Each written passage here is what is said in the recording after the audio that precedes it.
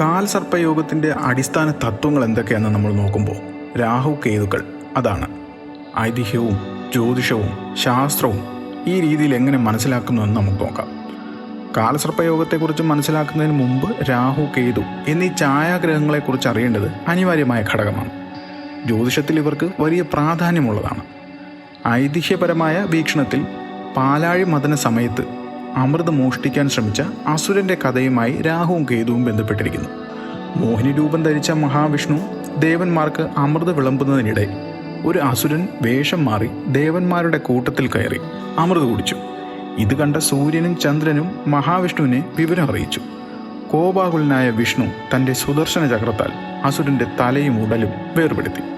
അമൃത് കഴിച്ചതിനാൽ അസുരന് മരണമില്ലായിരുന്നു. അങ്ങനെ തല രാഹു എന്നും ഉടൽ കേതു എന്നും അറിയപ്പെട്ടു. സൂര്യചന്ദ്രന്മാരെ ഒറ്റിക്കൊടുത്തതിലുള്ള വൈരാഗ്യം കാരണം ഇവരെ വിഴുങ്ങാൻ രാഹുവും കേതുവും എപ്പോഴും ശ്രമിച്ചുകൊണ്ടിരിക്കുന്നു എന്നതാണ് വിശ്വാസം. ഇതാണ് സൂര്യചന്ദ്രഗ്രഹണങ്ങൾക്ക് പിന്നിലെ ഐതിഹ്യപരമായ കഥ.